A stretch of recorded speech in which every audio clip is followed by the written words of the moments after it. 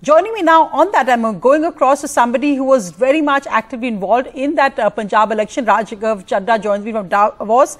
Mr. Chadha, sorry to be asking about Punjab politics even in Davos, but I guess as a 24/7 politician, this is a big issue. And you're making the point. You tweeted that this is what makes AAP stand out as a party. Why do you say that?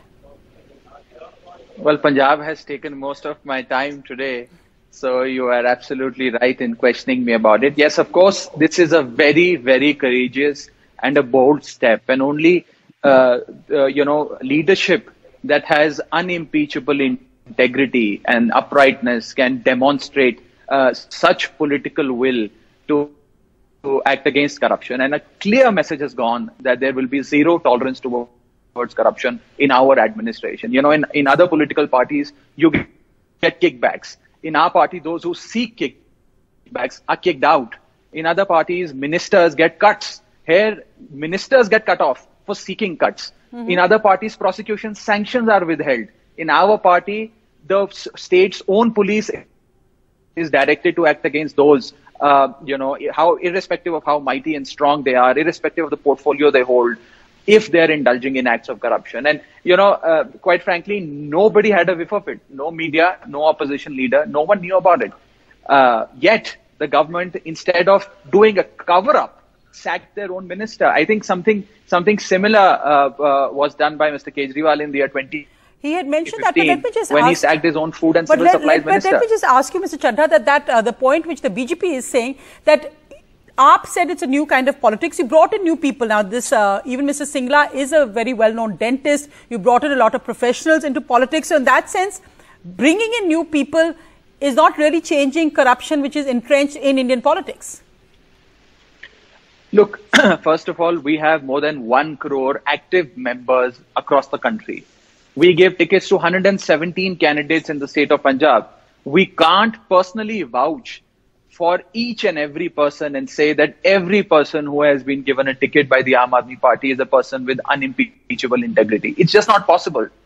However, if evidence of corruption furnishes, if, irrefutable evidence of, acts of corruption come before us, we will not hesitate in initiating action, even if it is a member of our own clan. And that is the message that is to be taken. In other parties, you see corruption is there from top bottom. In our party, a minister in a newly sworn-in government in less than 75 days in office has been sacked because he was seeking 1% bribe.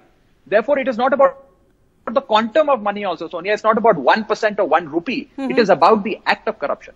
No, and it is an extremely bold move, but of course, your political opponents also, Mr. Chadha, will make the point that in the BJP, chief ministers are changed. So what's the big deal about changing a health minister? Look, BJP changes chief ministers and ministers out of political compulsions because they see that they're losing states after states because of absolutely plagued leadership.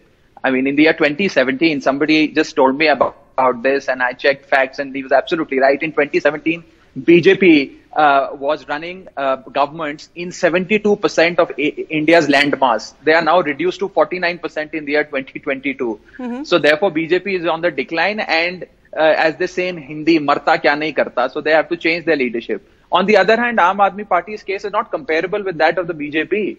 In our case, a minister was seen indulging in an act of corruption. Irrefutable evidence came before us. Recordings came before us. And the Honorable Chief Minister of Punjab, Mr. Bhagwant Mann, acted without any hesitation. I salute to him. It's an absolutely commendable,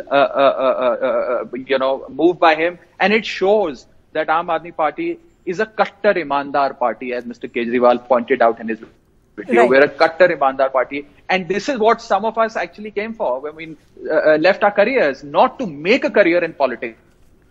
But in fact, left our careers to clean Indian politics. And in the...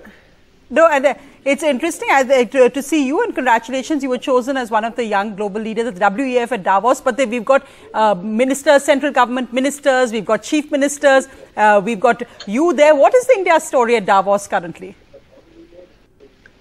It's nice actually to see all this political spectrum. Thank you so much. Yes, I've been chosen as the young global leader. Yes, I've been chosen as a young global leader by WEF. It's my first time at Davos.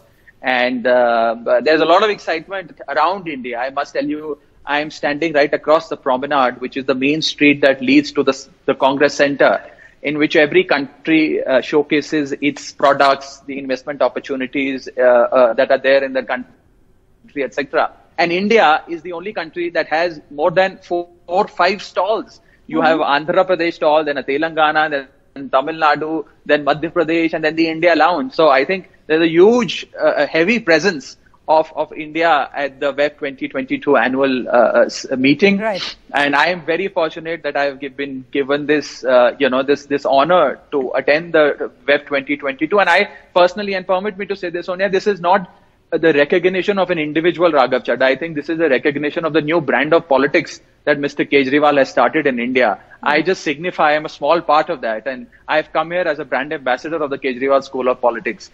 So it's been a phenomenal learning experience for me personally at WEF. Right, and thanks so much. As it is nice to see the whole political spectrum of India being showcased there as well. But the reality of politics, that today at least your focus was Punjab. Thanks so much, Raghav Chadha, for joining us.